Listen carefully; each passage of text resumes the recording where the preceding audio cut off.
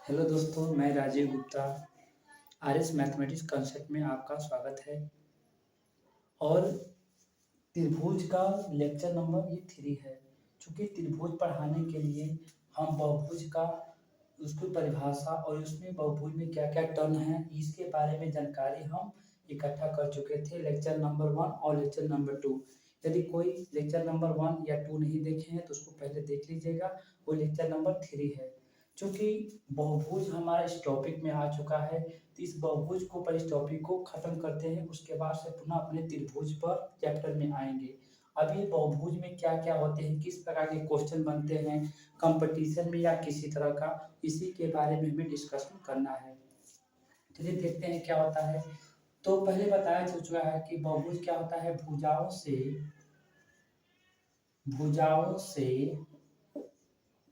भुजाओं से घिरी हुई भुजाओं से घिरी हुई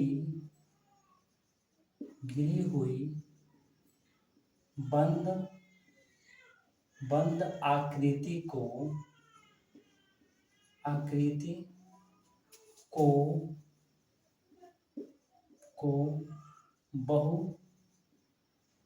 बहुभुज कहते हैं। बहुभुज कहते हैं। जैसे एग्जाम्पल की बात करें, यहाँ पे यदि एग्जाम्पल की बात करें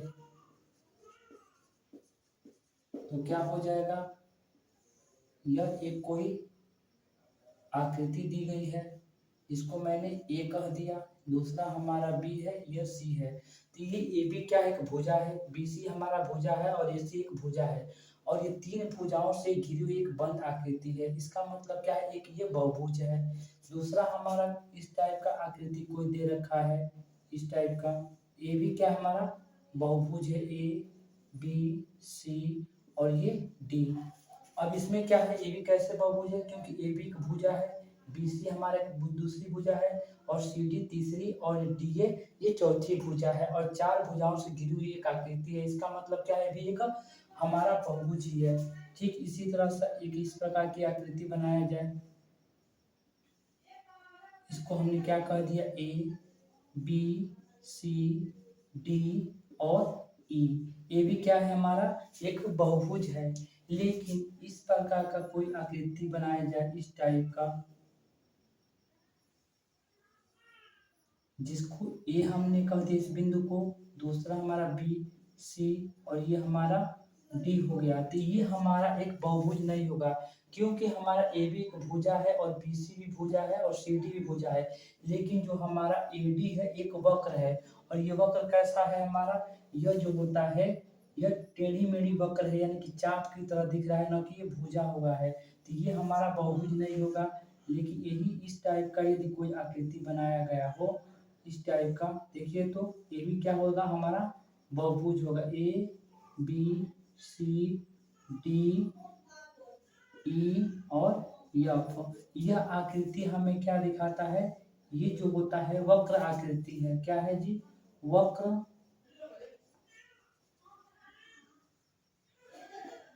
आकृति है, इसलिए बहुभुज नहीं होगा। तो यहाँ पे भुजाओं की संख्या क्या होगा, यहाँ पे भुजाओं की संख्या कितना होगा हमारा, भुजाओं की संख्या की बात मैं करूं तो कितना है, इसमें 3 है। इसका मतलब 3 भुजाओं से घिरी हुई एक आकृति है, और ये क्या हमारा एक बहुभुज होगा। क्या होगा जी, बहुभुज होगा। और इस बहुभुज का नाम क्या हमारा है, त्रिभुज है। क्या इसको बोलते हैं, त्रिभुज। दूसरा क्या है, इसमें भुजाओं की संख्या कितनी है, साइड कितनी है, इसमें भी भुजाओं की संख्या कितनी है, इसमें भी 3 है। ये भी क्या हमारा एक बहुभुज होगा, बहुभुज। इस बहुभुज को क्या कहते हैं, चतुर्भुज कहते हैं। क्या कहते हैं, चतुर्भुज कहते हैं। इसमें कितना भुजाओं की संख्या है, एक भुजा, 2 3 4 5। तो ये क्या है हमारा, ये भी इसमें भुजाओं की संख्या में बात करूं तो कितना होगा, भुजाओं की संख्या कितना है, भुजाओं की संख्या कितनी इसमें है, कितना है, 5 है। और 5 है तो क्या होगा हमारा, एक ये भी हमारा एक बहुभुज होगा। और ये क्या होगा, हमारा एक पंचभुज होगा। और ये क्या होगा हमारा, ये जो होता है एक वक्र आकृति के रूप में यह आकृति दिखाया गया है। ये हमारा बहुभुज नहीं होगा, क्योंकि यह यहाँ पर वक्र के टाइप का है। ए भी तो भुजा है, बीसी तो भुजा है, सीडी तो भुजा है, लेकिन यह हमारी भुजा नहीं है। ये भी हमारा क्या होगा, यहाँ भुजाओं की संख्या कितनी है, ये भी एक बंद आकृति है। भुजाओं की संख्या बराबर कितनी है, इसमें 6 भुजा है। और इस बहुभुज को क्या कहते हैं, बहुभुज को क्या कहते हैं, खष्टभुज कहते हैं। क्या बोलते हैं, खष्टभुज कहते हैं। इसके बारे में क्या टर्म होते हैं, इसके पहले जो होते हैं लेक्चर नंबर 2 में बहुत डिटेल में इसको बताया गया है। अब यहाँ पे मुझे पढ़ाना ये है कि इसमें जो होता है कोई बहुभुज दिया गया है तो सभी अंतःकोणों का योग क्या करना होगा। तो आप देख रहे हो कि यह जो ए बी सी एक जो होता है बंद आकृति है, जो एक त्रिभुज है। यदि मैं ये कहूँ कि इस तीनों के अंतःकोणों का योग कितना होगा, तो आप क्या बताओगे। मैंने इसको x अंश कह दिया, दूसरे को y कह दिया और तीसरे को हमने z कह दिया। तो त्रिभुज ए बी सी के सभी अंतःकोणों का योगफल, किसी भी त्रिभुज के सभी अंतःकोणों का योगफल कितना होता है, 180 अंश के बराबर होता है। योगफल का मतलब क्या होता है, कोण x धन कोण y धन कोण z बराबर कितना होगा जी, 180 अंश होगा। इसी प्रकार से चतुर्भुज हमारा ए बी सी है, इसके कोणों का योग कितना होगा, तो आप जानते हो किसी भी चतुर्भुज के चारों अंतःकोणों का योग कितना होता है, 360 अंश होता है। इसी प्रकार पहला नंबर हो गया, ये हमारा दूसरा हो गया। चतुर्भुज ए बी सी डी के सभी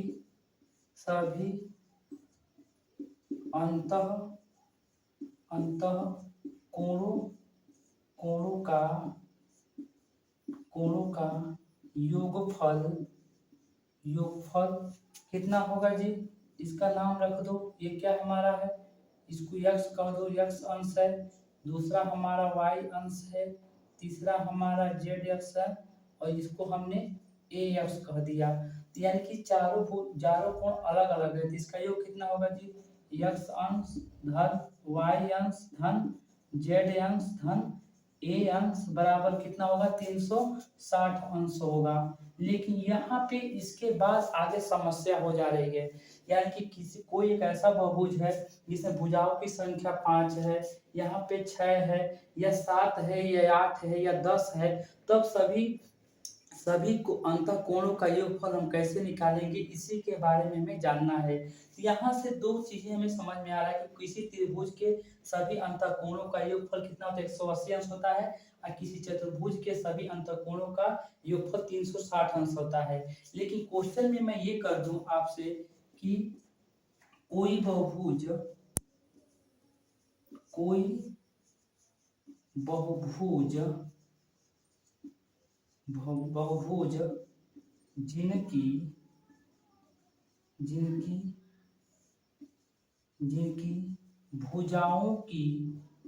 जिनकी भुजाओं की संख्या 25 हो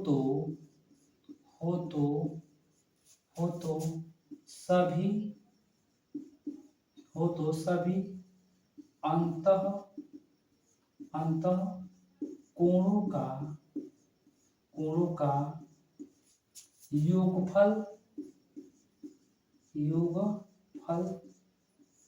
योगफल बताइए। देखो इस प्रकार के जो प्रश्न है, देख रहे हो, कोई बहुभुज जिसकी भुजाओं की संख्या कितनी है 25 हो तो सभी अंतःकोणों का योगफल बताइए। यहाँ पे यह बहुत ही कठिन समस्या आ रहा है कि पहला कठिन समस्या ये है कि 25 भुजाओं वाला कोई बहुभुज बनाना है और प्रत्येक भुजा के जो कोण बन रहा है उसको क्या है चांदा की सहायता से नाप करके मैं इसको लिखूं और सबको ऐड करूं, तब हमें पता चलेगा कि कोई जो है 25 भुजाओं वाला कोई बहुभुज है तो सभी भुजाओं के मतलब सभी अंतःकोणों का योगफल कितना होगा। इसी समस्या का समाधान कैसे करेंगे आइए हम देखते हैं।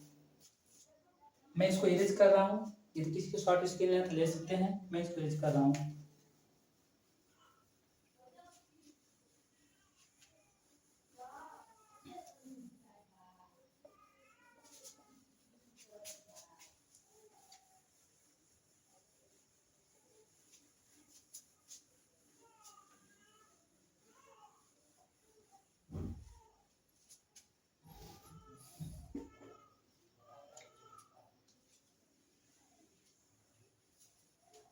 इसमें पहले दूसरा हमारा हेडिंग क्या रहेगा, दूसरा हेडिंग रहेगा किसी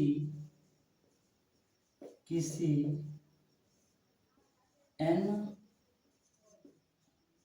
बहुभुज के बहुभुज के बहुभुज के सभी सभी अंतः अंतः कोणों का योगफल। अब देखो इसको समस्या को हल कैसे करेंगे ध्यान देना। जैसे मान के चलो कुछ उदाहरण के माध्यम से पहले समझते हैं। मान के चलिए कोई एक त्रिभुज है इस टाइप का, इसको हमने ए कह दिया, बी सी। आप जानते हो क्या कि कोण ए धन कोण बी धन कोण सी बराबर कितना होगा जी 180 अंश। अब करना क्या है कि मान लीजिए कोई चार भुजाओं वाला कोई बहुभुज है इस टाइप का, इस तरह से दिया है। अब करना क्या है कैसे ध्यान समझना, ए बी सी डी। जैसे कि पहले बताया जा चुका है कि आसन्न शीर्ष क्या होते हैं, किसी एक भुजा के दोनों इंड अंत बिंदु या इंड पॉइंट को हम क्या कहते हैं आसन्न शीर्ष कहते हैं।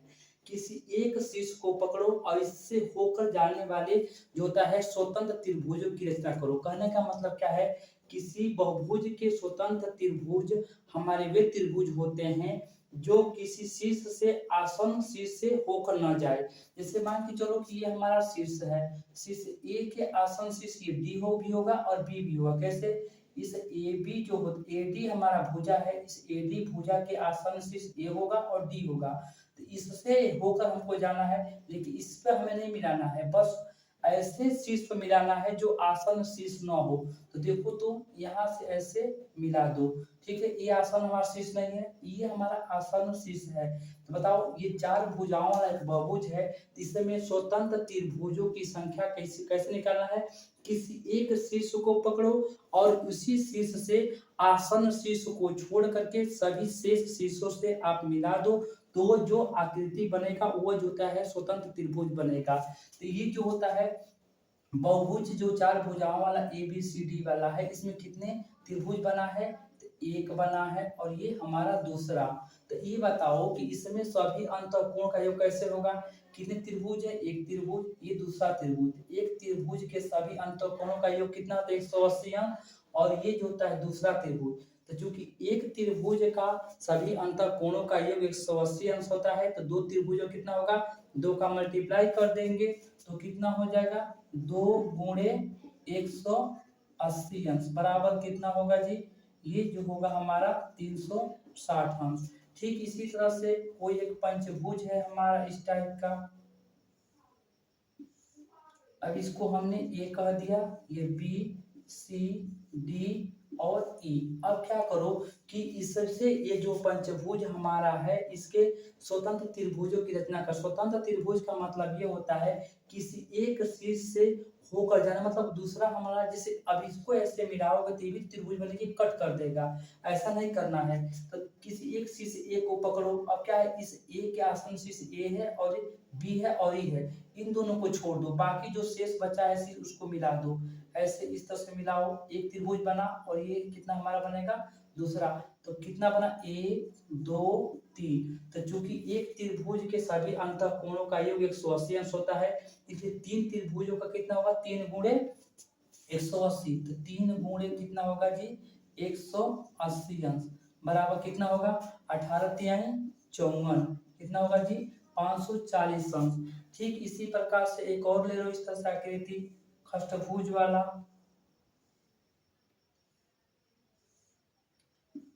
ए B C D E F. अब क्या है इसमें देखो तो पुनः स्वतंत्र त्रिभुज रचना करो, तो ए के यानी कि इस जो होता है ए एफ भुजा के आसन शीर्ष ए और एफ है, और जो होता है ए बी के आसन शीर्ष ए और बी है, तो इसी शीर्ष को पकड़ो, तो इसको क्या है छोड़ दो, मतलब इन दोनों को छोड़ देना है, बाकी से मिला दो, इससे ऐसे मिलाओगे एक त्रिभुज बनेगा, ए से डी को मिलाओगे दूसरा त्रिभुज बनेगा, और ए से सी को मिलाओगे तीसरा। तो कितना त्रिभुज बना 1 2 3 4। तो इसमें सभी अंतःकोणों का योगफल कितना होगा, कितना 1 2 3 4। इसका मतलब क्या है 4 गुणे 180 अंश बराबर क्या होगा जी, ये कितना 18 चौको 72, कितना होगा जी 18 चौको 72 यानी कि 720 एंगल। अब देखो इसमें करना क्या है, मान के चलो कि यहाँ पे 6 तो था तो ऐसे कर सकते हैं, ठीक इसी प्रकार से मान लो कि 7 है 8 है 9 है, तो फिर वही समस्या आ गया कि अगर 10 भुजाओं दे दिया जाए तो उसकी आकृति कैसे बनेगा। अब इसको देखो कैसे निचोड़ निकालते हैं, जैसे ये 4 भुजाओं वाली है आकृति है, और इसमें क्या है भुजाओं की संख्या कितनी है, स्वतंत्र त्रिभुज संख्या 2 है। इसको कैसे लिख सकते हैं, इसको हम लिख सकते हैं, इस 2 को ध्यान देना कि 4 माइनस 2 गुणे 180 अंश बराबर कितना होगा जी, 4 में 2 घटाओ कितना होगा 180, कितना होगा जी ये 360 अंश होगा।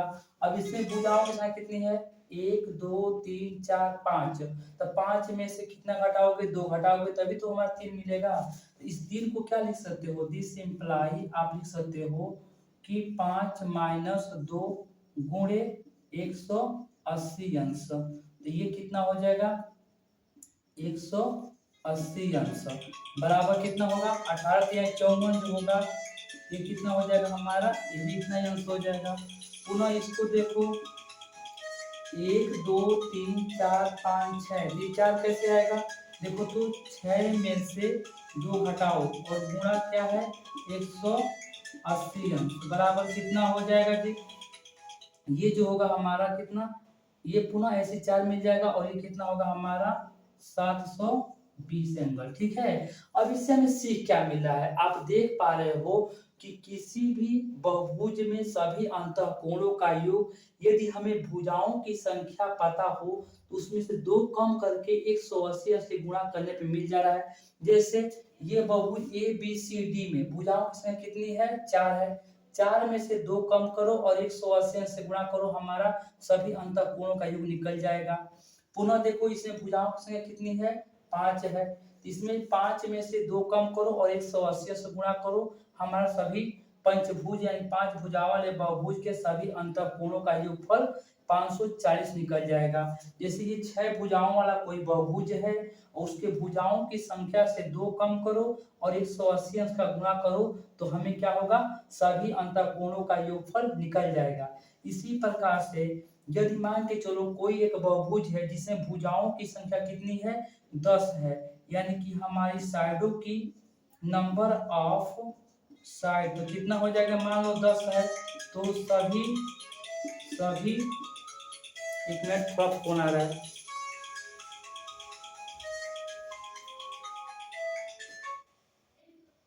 हेलो बाद में फोन करिए,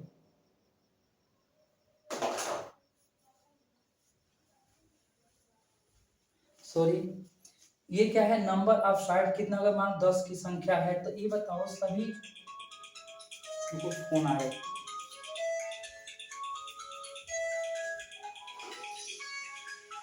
हेलो क्या कहत रहो, अरे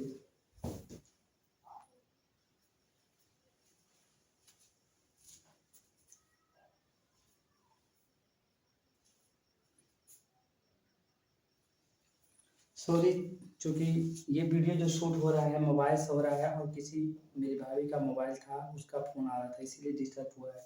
तो इसमें मैं क्या बताना चाह रहा हूँ, मैं एक बार रिपीट कर रहा हूँ। तो ये क्या है, जिसे मान के चलो कि भुजाओं की संख्या यदि यहाँ पे दे रखा है कितना है, 10 है। तो इसमें सभी अंतःकोणों के यानी कि 10 भुजाओं के सभी अंतःकोणों का योगफल कितना हो जाएगा, यानी कि 10 में से 2 कम करो और उसमें क्या है 180 अंश का गुणा कर दो, तो कितना होगा जी, ये 8 गुणे 180 अंश, अब गुणा कर दो, ये 0 हो जाएगा, 8 8 64 और ये 6 हो गया, 8 एक 8, 8 से 6 कितना हो जाएगा 14, यानी कि इतना, यानी कि 1440 अंश होगा। ठीक है, तो इससे हमें निचोड़ क्या मिल रहा है, यहाँ पे आप देख पा रहे हो, मैं इसको इरेज कर रहा हूँ। अब यहाँ पे मैं यहाँ पे लिख दे रहा हूँ, देखें दिख रहा है कि नहीं। उपर्युक्त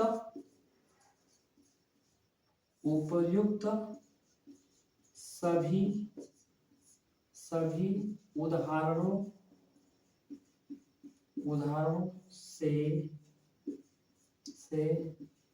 स्पष्ट होता है कि किसी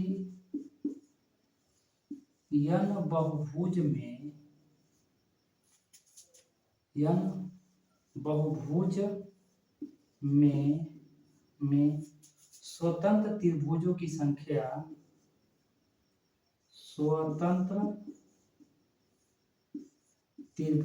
की संख्या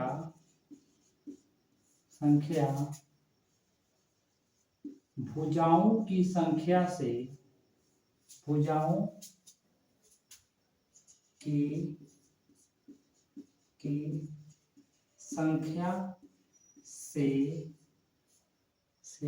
सदैव 2 कम होता है, संख्या से सदैव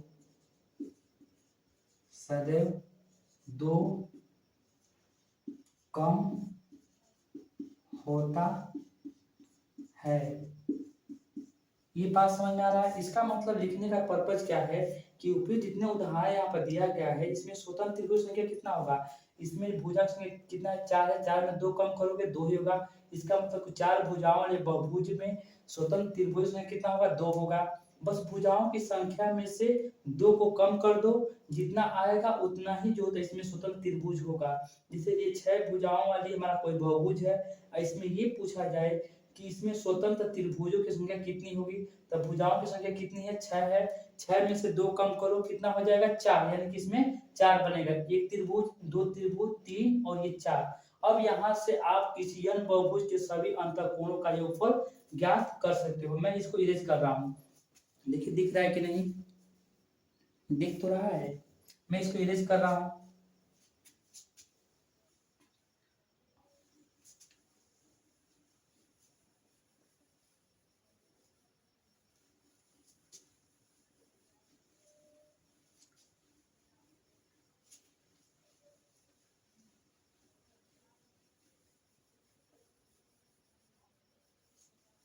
तो हमने क्या देखा, सभी उदाहरण से स्पष्ट हो यानी कि सभी किसी n बहुभुज के सभी अंतःकोणों का योगफल बराबर क्या होगा, यानी कि क्या होगा, स्वतंत्र त्रिभुजों की यानी कि n भुजाओं वाले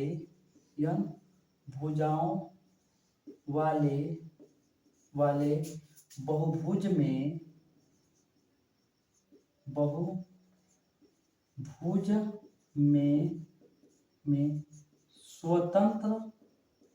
स्वतंत्र त्रिभुजों की संख्या गुणे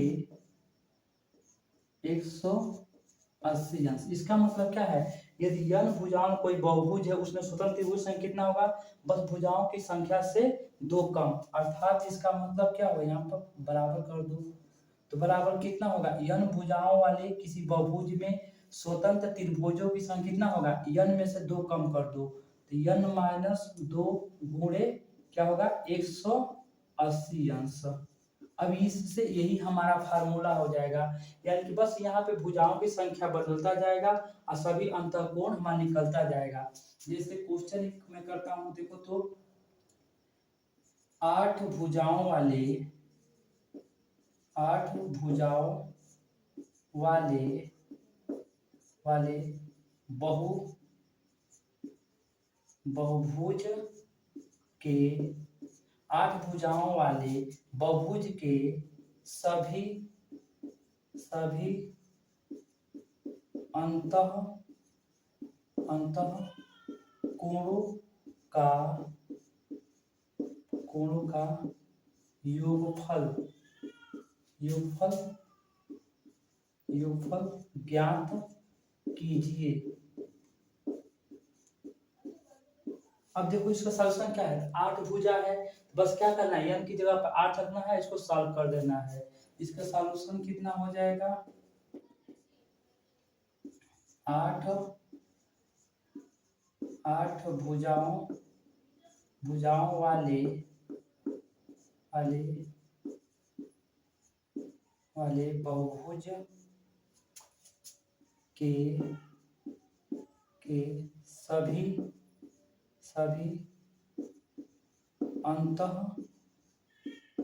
अंतःकोणों का योगफल बराबर कितना हो जाएगा, यानी कि 8 - 2 गुणे 180 अंश बराबर कितना हो जाएगा, ये 8 में 2 जाए 6 हो जाएगा गुणे 180 अंश, तो कितना हो जाए 6 48 के 8 हासिल 4 और 6 का 6 6 4 10 कितना हो जाएगा 1080 हो जाएगा। अब यहाँ पे देखो, यहाँ पे कुछ बातें सीखनी जरूरी है, क्योंकि जो होता है यहाँ पे देखो कि यह बहुभुज के बारे में कहा जा रहा है। जिसे लेक्चर नंबर 2 और 1 में आप देखोगे तो वहाँ बहुभुज के बारे में डिफिनेशन बताया है कि बहुभुज हमारा 2 तरह का होता है, एक समबाहुभुज एक विषम बहुभुज। केवल बहुभुज की बात करेगा इसका मतलब सम और विषम दोनों आ जाएगा। जैसे मान के चलो कि यह कोई त्रिभुज इस टाइप का दिया है और इस टाइप का भी दिया है और जो होता है इस टाइप का भी दिया है, ठीक है, यानी कि जो होता है न्यून कोण त्रिभुज, समकोण त्रिभुज और क्या अधिक कोण त्रिभुज। तो ये यहाँ पे देख रहे हो कि इसमें जो होता है न्यून कोण मान के सभी भुजाएं हमारा बराबर है, जब सभी किसी बहुभुज के सभी भुजाएं बराबर होता है तो हमारा सम बहुभुज कहलाता है। यहाँ पे क्या आधार हमारा बड़ा है और लंब हमारा छोटा है, ये भी हमारा विषम बहुभुज कहलाता है। और यहाँ पे तीनों हमारा अलग अलग है, यह इसका मतलब क्या होता है, जैसे ए हो गया, ये बी हो गया और सी हो गया, ए हो गया बी हो गया और ये सी हो गया। इसका मतलब क्या होगा कि जब ये फार्मूला रहेगा ये सभी प्रकार के बहुभुज के लिए काम करेगा, ठीक है, आएगा समझ में। ऐसा नहीं केवल सम बहुभुज के लिए काम करेगा या केवल जो होता है विषम बहुभुज के लिए, सभी भुजाओं के लिए बहुभुज के लिए काम करेगा। मैं इसको यूज कर रहा हूँ, एक और क्वेश्चन मैं करा दे रहा हूँ।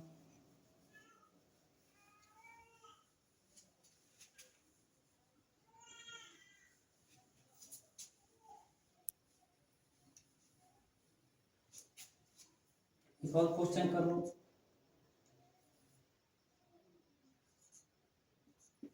25 भुजाओं वाले बहुभुज के सभी अंतःकोणों का योगफल ज्ञात कीजिए। तो ये सॉल्यूशन में क्या हो जाएगा, बस कुछ करना नहीं है, यहाँ पर 25 लिख दो, 25 भुजाओं के सभी अंतःकोणों का योग कितना हो जाएगा, बस क्या करना है 25 - 2 गुणे 180 अंश, इसको सिंप्लीफाई कर दो तो कितना हो जाएगा, ये हमारा 23 गुणे 180 अंश। अब इसको मल्टीप्लाई कर दो, थोड़ा इधर मैं कर दे रहा हूँ, 180 गुणे 23 कितना हो जाएगा 0 हो जाएगा, 3 बटे 24 के 4 हासिल 2 और 3 2 5 हो जाएगा, ये हमारा 0 दे देगा 16 हो जाएगा और ये हमारा 3 हो जाएगा। ऐड कर दो 0 4 11 ये 4 कितना आ रहा है जी 4100 इतना एंगल, यानी कितना होगा सभी अंतःकोणों का योगफल 4140 अंश, यही हमारा क्या हो जाएगा आंसर हो जाएगा। अब यहाँ पे यदि प्रश्न की समस्या क्या है, यदि 25 भुजाओं वाले बहुभुज को बनाते लगो तो सुबह से शाम हो जाए, उसको बना भी नहीं पाओगे, क्वेश्चन का आंसर निकालना दूर की बात है, पहले उसको फिगर ही बनाने में बहुत कठिनाई होगा, ठीक है। मैं इसको इरेज कर रहा हूँ। अब तीसरा टॉपिक हमारा क्या क्या आता है, देखते हैं क्या।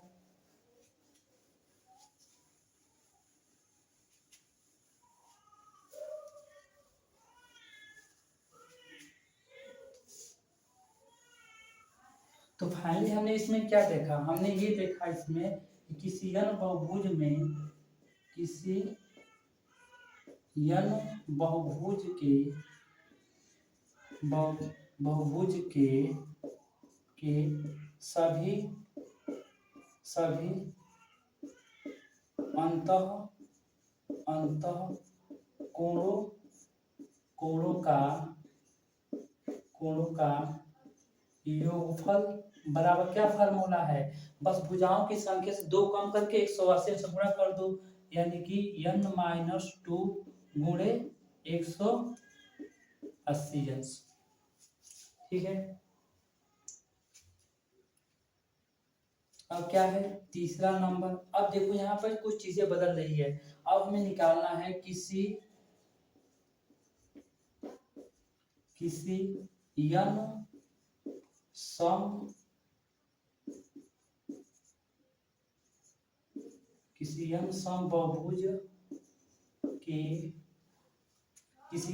बहुभुज के प्रत्येक